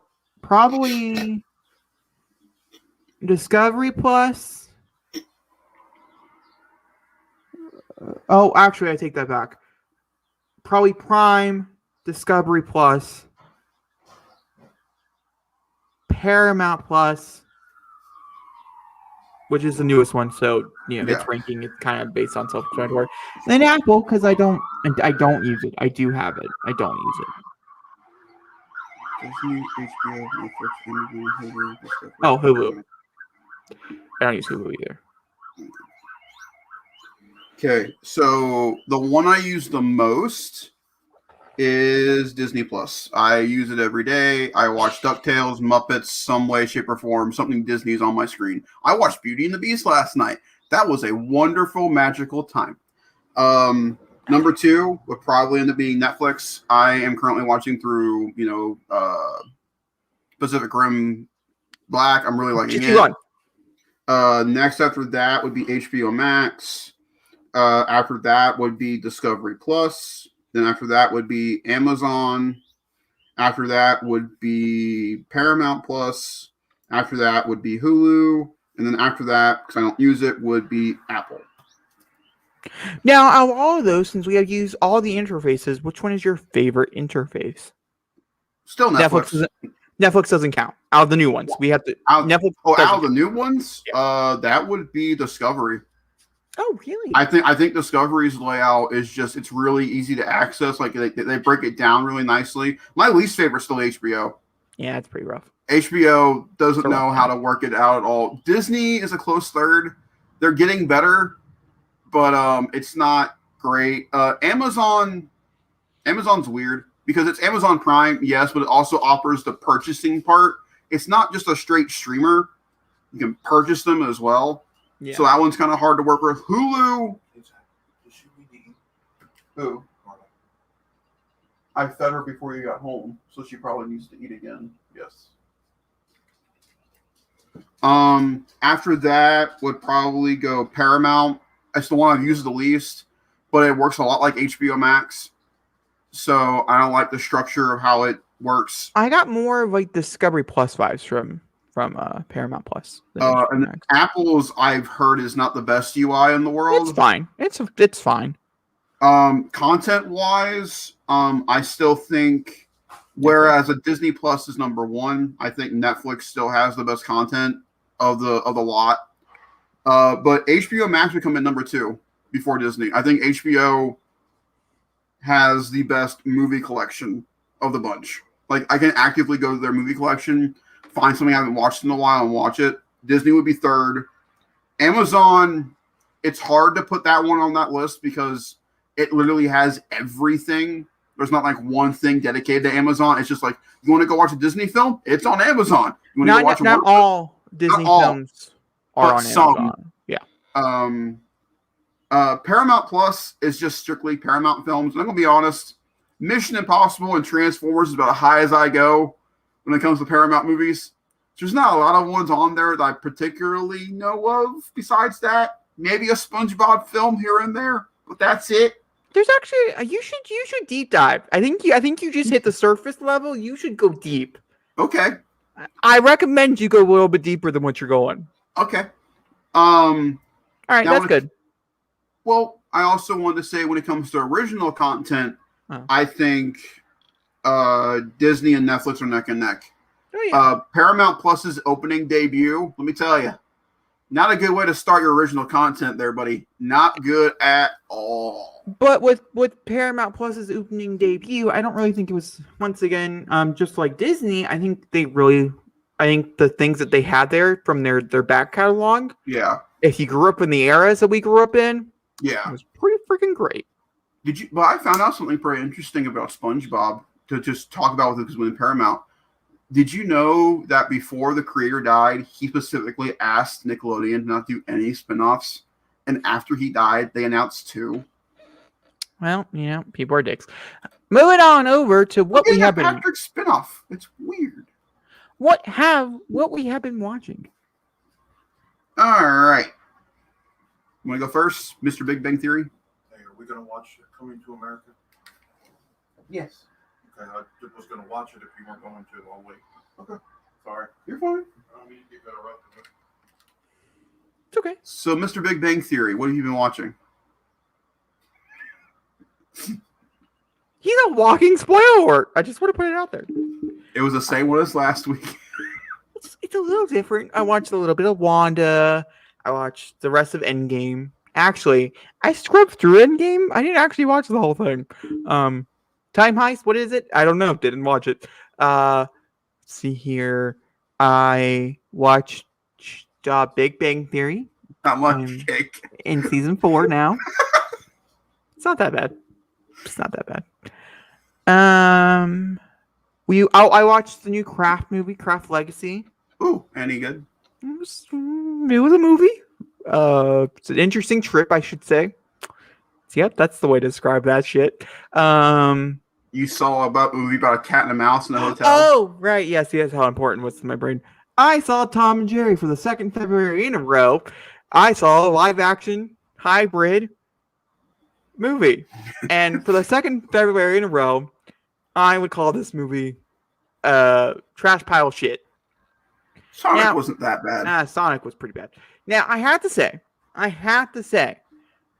Sonic was a tad bit more enjoyable. So that's understandable. But Tom and Jerry, the animation I thought would grow on me. I would actually kind of hope grow on me. Because they went full win. Like, every animal was animated, and there was quite a few animals that were in the movie.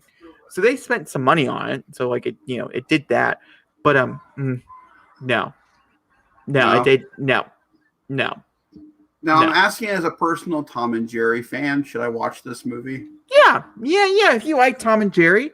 How much is Tom and Jerry and Tom and Jerry? Oh, all of it. Almost all of it. But I do have to say, don't watch the trailers. They're very misleading. But no, Jacob, this is why I'm asking it. I'm going to ask you again. How often are Tom and Jerry being Tom and Jerry on screen? And for how long are Tom and Jerry smacking each other with hammers, mallets, being electrocuted? How often does that occur? I would say like 60. Are there more humans? 40? Are there more humans? No, I would say it's very average. Is this Smurfs level bad? No, I've never seen Smurfs, so actually I don't have any decoration on that. I just have Sonic to compare this to, and Sonic was a tad bit better. Are the humans enjoyable? I heard your introduction to Chloe Grace Moretz is not exactly, a good message to children. I was real shocked, to say the least. I would have much preferred it the way they were kind of explaining it to us, and then they didn't do that. I was kind of shocked. Actually, I kind of liked her in the movie. I didn't love her in the movie. I was a little disappointed. I actually thought this was a little below her belt. Michael Pena also was disappointed with. Mm-hmm. I did love seeing Michael Pena as a lead role, since it's a very big defeat here. It's about an Indian wedding. Like, the diversity call here is great. Good job, Warner Bros. I salute you. Everything else, I don't salute you. Also, can they make jokes about it? But if you're gonna make a movie with every other animal talking, literally every other animal talking, and Tom and Jerry are not talking because it's a staple. Yeah, they don't speak. They speak. They don't instruments. Speak. Yeah, they do, and I forgot. Yeah, and then I remembered. So when the only real emotion that Tom shows is that when he screams. That's the most talking. Although I hear he does talk. About. I hear he does talk one time in the movie. Is that correct? That is incorrect. He does not talk. He sings. Oh, he sings. He full on John Wesons. Yep. Mm-hmm. That's all I gotta say.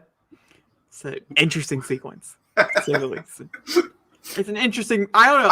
I've also heard the album or the songs they choose for this film are very interesting. I didn't understand it. I didn't get it. No. There's also these birds, which they're the narrators. They're the narrators, and I also didn't really understand that choice either. So lots of choices were made with Tom and Jerry. I gave it a 1.5 out of 5. And like River really liked it. For someone who said it, she walked out of the theater, since we do have a child here who did see the movie. She walked out of the theater and told her dad, "Oh my god, that was so funny." I then again looked at Tim and was like, she didn't laugh once. So so funny and laughed once is it's I didn't laugh. I cringed. Oh my god, did I cringe. And also I felt really bad for Tom. You know, normally I think it's an equal split where you kind of feel bad for Jerry as well because like he is a mouse.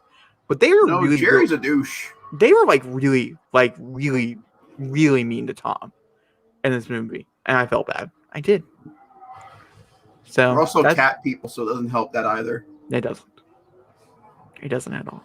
Man, Warner Brothers, are you going to continue with controversies in your animated films? We won't talk about it today, but man, that bunny is getting a lot of talk. Oh, yeah. Yeah. Which I don't, okay, this is the first time when it comes to controversies I don't get at all. I don't get. I kind of get it. If you watch, I'm not going to say what it is, but if you watch the original and, you know, see how she acts in the image, by the way, image. Yeah, right. It's the same thing. But we are a world about growth. And does that mean they don't grow? Because like they should. We don't know because it's just an image. We don't know. We also have no idea when it takes place in the film. It doesn't matter. We'll move on. Movie commentaries. I thought the image. Oh, Zach, what have you been watching? No, movie commentary. Forgot about you. I'm sorry. We talked about Tom and Jerry, and my mind went blank. So like I mentioned, I watched no. Yeah, you did. I didn't watch Muppets. I watched Beauty and the Beast last night. Okay. And Jacob, that movie holds up so damn well. Yeah, okay. It's so good. So good. That's it. That's all you watched in the week I've not talked to you? You've only watched the one Beauty and Beast movie? You haven't watched anything else? Nothing whatsoever? You didn't watch WandaVision episode 9? That's that too. That's it. Yeah. My work schedule was noon to close all the way up till yesterday. All right, well that makes sense. Okay, movie commentaries. I didn't have time to do anything else. Speaking of things he didn't have time to watch Suicide Squad with Jacob. That's why he didn't. Again, that's why. But that's why I couldn't do it. It doesn't matter. You're not sorry. No, you're not sorry. You know what I mean? Have to act it. Are you even slightly upset we get to watch it? I'm gonna watch on your own time. No, I'm not. You're right. Yeah, I figured. No, I'm gonna watch Birds of Prey. That's the one. Okay, even I would pick Suicide Squad over Birds of Prey. You're really gonna sit through that black masking again, huh? No, I get to skip that since I own it. I don't have to watch it again. Very true. Yeah, I like a lot of parts about Birds of Prey. I don't like everything. I like a lot of it though. So on Tuesday, March 9th, what month is this? February? Tuesday, March 9th, we're going to be watching Justice League. That is tomorrow. Time to be dated. Mm-hmm. Thursday, March 18th, we're going to be coming back for Zack Snyder's Justice League. Time to be dated. You'll know by next podcast. Then, the last week of March, we still don't know. We're going to watch Raya. We love Raya. We might watch Raya. Maybe Zachary wants to watch Tom and Jerry, and we can watch Tom and Jerry. Since Suicide Squad didn't happen, we can technically put Godzilla vs. Kong at the end of the month. We can't. Godzilla vs. Kong doesn't come out until on 31st. Yeah, that'd be the last week of March. No, the last week of... No, this is the week before. We don't count that week, Zachary. That movie... There's already been a movie picked that week. And I'm watching Godzilla vs. Kong in theaters. Okay. Sorry. You gave me for Zack Snyder Justice League. I'm not. You're right. The 21st to the 27th, which is not the 31st, we don't know yet. We do know it's going to be a kids movie. We're just not sure which one yet. I'm kind of going for Croods 2. Is what I'm feeling, but we're not sure yet. We'll get back to you. That one's really a mystery. We're just going to pick it when we get there. I think that's really what's probably going to happen. And then there is no movie the last week of March because the 1st of April, we have the movie. Without a doubt, even if it's at 9 o'clock in the morning, we're watching a movie on April Fool's Day. It's happening. If he has to work or if he doesn't have to work, it's happening. So, there you go. That's movie commentaries. Zachary, do you want to sing us a song? As always, guys, make sure the Make sure to like, rate, and subscribe. Make sure to do all the things that you do. And we'll see you for